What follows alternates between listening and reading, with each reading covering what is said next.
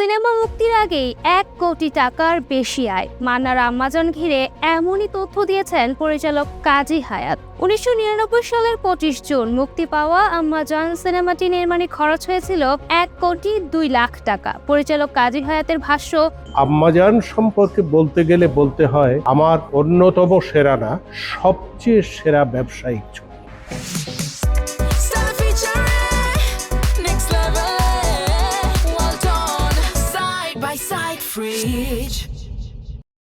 মুক্তির আগের দিন রাত ১২টার মধ্যে সিনেমার প্রিন্ট হলগুলোতে পৌঁছে দেওয়ার পর প্রযোজক দীপজল ১,৪,০০,০০০ টাকা দিয়ে নিয়ে যান। অর্থাৎ মুক্তির আগেই খরচের টাকা উঠে যায় এবং লাভ হয় ২ লাখ টাকা। সম্প্রতি নিজের অফিসিয়াল ফেসবুক পেজের ভিডিওতে এসব তথ্য জানান কাজী হায়াৎ। সিনেমাটিতে আম্মাজান চরিত্রে প্রথমে শাবানাকে নেওয়ার কথা থাকলেও পরে অভিনয় করেন শবনম। শুরুতে দীপজল মান্নার বিরোধ থাকলেও কাজী হায়াতের অনুরোধে মান্নাকে নেওয়া হয়। শুটিংয়েও দুজনের দ্বন্দ্ব তৈরি হয়েছিল। নানা বাধা পেরিয়ে মুক্তির পর আম্মাজান হয়ে ওঠে মান্নার ক্যারিয়ারের অন্যতম সফল সিনেমা।